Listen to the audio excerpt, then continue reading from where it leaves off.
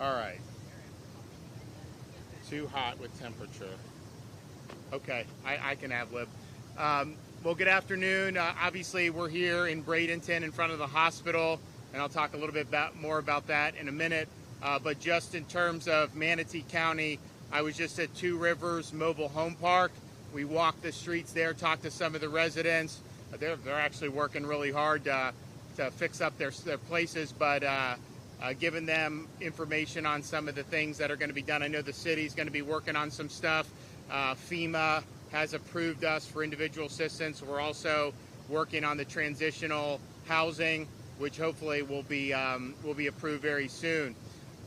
We have 100% power restored in Manatee County for accounts that can receive power. So if you don't have power, it may be because you had a lot of water damage, the underlying electrical infrastructure was damaged, and it may not be safe to receive power. In fact, they were in that mobile home park at Two Rivers. People would try to crank AC, smoke, this and that. So there's just going to be some issues with receiving power. But the availability of power in Manatee County is now 100%. We also will, by the end of today, have all state roads cleared and open. We did reopen the section in Sarasota on Gulf Drive there with Longboat Key. That'll also extend all the way through here in Manatee with Anna Maria Island. Massive amounts of sand dumped on the shore, the roads, and the other places there in the barrier island. So they had to bulldoze 4 or 5 feet of sand off the roads and some of there. We also had structural damage in portions of the road. Our guys went in there and are fixing that very, very quickly, and we're happy for that to be the case. We have pods set up now, and we have 33 different pods. We're probably going to be retrenching some of those because fortunately we put pods in areas that didn't get hit as bad, like Leon County and some of the others. But for the areas that are in need of that, we do have them in Manatee, we have them in Pinellas, we have them in other counties around this area. You know, we'll keep doing that mission as long as it's needed, and we're happy to do that mission. We're here, well, before I get to why we're here, because we had a very robust rescue mission as soon as the storm hit. You had sheriff, police here in Manatee, Sarasota, Pinellas, Hillsborough, Pasco, all the way through the Big Bend, and then our state assets, State Guard, National Guard, Fish and Wildlife, all the different highway patrol, everything that we have to bring to bear came in, and there were thousands of rescue missions that were successfully completed. That was great. A place like Taylor County, which was ground zero, 15 plus feet of storm surge, they had 0 fatalities for a surge that was monumental. So hats off to everybody involved with that. But because there wasn't a demand for rescue operations pretty shortly after the storm, we quickly recognized that there was a demand for ongoing rescue operations in western North Carolina. So we launched Operation Blue Ridge.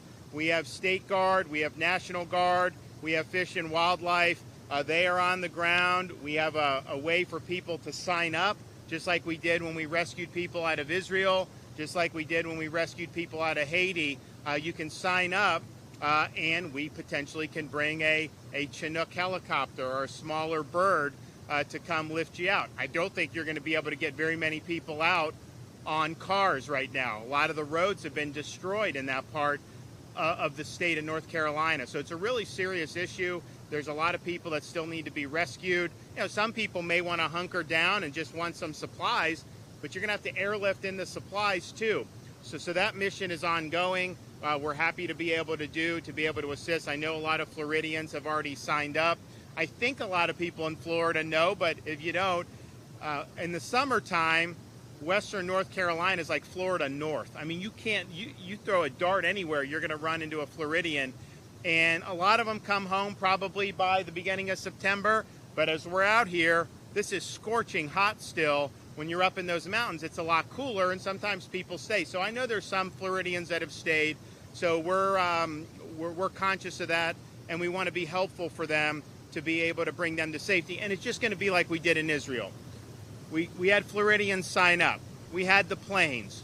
if people from New Jersey or wherever wanted to get on the plane to leave Israel during the Hamas-Israel war, of course we're going to rescue them. So same thing that'll happen with North Carolina. We have some Floridians sign up. You go. If there's other residents, if they're North Carolinians or whoever, of course we're going to let you get on the helicopter and bring you to safety. So our folks are working there. We do got guys on the ground in that part of the state already helping. You know, when you land a helicopter, you got to have an LZ. You got to have a place to land it. The Chinooks are big. They can fit probably 40 packs to bring them to safety, but you got to have a place to land. So we're working through all that and very much want to be involved in that mission. And again, these are rescue assets that are not being used in Florida, partially because we had such a robust response immediately after the storm. Now we're here in Manatee at the hospital, partially to highlight that, you know, there are things we can do to help mitigate the effects of a major storm and weather event. And so we were saying days before the storm, we had all these flood protection devices, they call them tiger dams, that we wanted to deploy at the request of local communities. And so Manatee reached out to us about bringing some stuff here in areas that had been prone to flood. You look, there's nice water right there. I mean, it's a beautiful, beautiful view, but when you have surge, you're going to end up getting it here. So I think they requested it, and 3 hours later, it was here. And actually, they had to figure out exactly where they wanted it, and so they were able to put it up. But the result is, and you can see how they were stacking this, the result is where those tiger dams were placed around this hospital, there was not any water damage. So this worked. We also did it at one of the fire stations in Tampa, and it worked there with no water damage. And so I think this is something that not only can be applied to critical infrastructure and things like hospitals and first responders, but it could be used in residential communities. I mean, if you had the tiger dams in some of these areas that were low-lying, like we were in Pasco right on the water, you know, the water went up 3-4 feet. You have the tiger dam and you don't get any intrusion into your home or very minimal. That is a huge, huge difference. So I appreciate the folks that helped make this happen. It has been effective. Anywhere it was done was basically effective. We know, look, we don't know if we're going to get any more storms this season. There's some stuff brewing right now. There's nothing definitive. We thought maybe it would form. It hasn't formed. It kind of got pushed back, I guess, 24 hours to where maybe it doesn't impact Florida at all. Maybe it doesn't form at all, but maybe it does. So we'll be ready for that. But we do want to make sure people know, that we have an ability to mitigate some of the effects of these things. And look, this was a big surge. It came, it just was bubbling up right as high tide was. So there's a lot of factors involved to make this really significant. But the fact that you could do that here and have no real water damage where those devices were deployed, that's a big, big deal. So we are going to continue to with our relief efforts. We do have stabilization. Thankfully, there's not a need for ongoing rescues. Our rescues are basically focused on the Floridians that sign up in Western North Carolina. But we're also watching the weather, and if we have to do preparations for another storm, we hope not. We hope not. People are saying prayers, pray that we don't have to do that. But if we have to, we'll be ready to get that job done. Okay, Kevin Guthrie, do you want to come up? I'll just talk briefly, Governor, about, just again about the tiger dams. To the Governor's point, we have over 7 miles of this sitting on the shelves in our central warehouse inside of Orlando. Again, want to thank Manatee Hospital for taking us up on the offer, and I know Secretary Weta helped out with that. I believe this is actually your second time deploying it here. You were the very first piece of critical infrastructure that ever deployed it. And again, we had a save then, we got a save now, so really, really appreciate that. The forward-leaning efforts of Manatee County Emergency Management, Public Safety, and the hospital. The fire rescue station in the Hillsborough area is fire station number 29. That was a save. Again, I know you guys are going to want to know what fire station it was. You can go look at it, but it was fire station number 29 in the Hillsborough County area. Want to just take just a couple of minutes. If you've been a victim of this, you're a disaster survivor, you've had some type of flood inundation, you've had some costs that you've had to pay out, you can go ahead. Individual assistance is turned on in Manatee County, also Sarasota. Just about everything in the Tampa Bay media market is turned on, with the exception about Polk County. But you guys can go and apply at disasterassistance.gov at the FEMA website. You can also go to the FEMA app and call in on their 1-800 number. The second thing is, if you're in need of a temporary travel trailer to put on your property while you need some help with home repairs, Hope Florida. Go to the Hope Florida website, fill out the information there, and then that'll route over to the Florida Division of Emergency Management. We have over 1,700 travel trailers ready to go in the state right now and ready to do more if we should need to do that. So again, Governor, thank you for your leadership. Thank you for everything you're doing to help Floridians. You want to give an update? Okay. Well, we appreciate everyone's hard work. You know, there's a lot more that's going to be done. I know I talked to the mayor here. They're going to be meeting tomorrow about doing some stuff to maybe help some of the folks that had storm damage. Of course, we do have individual assistance with FEMA.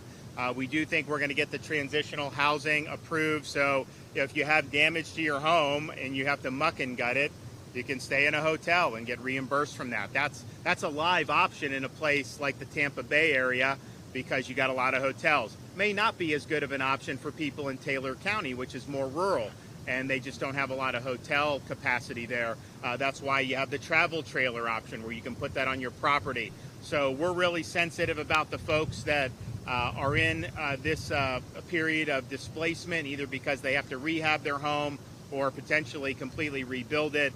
And so we're going to use the tools at our disposal to be able to provide relief for folks. Okay, with that, any questions? Big story last night about Heritage Insurance and offering payouts that are way below what it takes to repair the home. I did not. I have a history with 60 Minutes. I think, as you know, they did a smear piece on me that was debunked. It was really embarrassing for them. So I am very, very much not a fan of them and don't think credible. However, I will say this. If you're talking about the adjusters that do the report, we now have protections in Florida law that you can't just disregard what the adjuster does.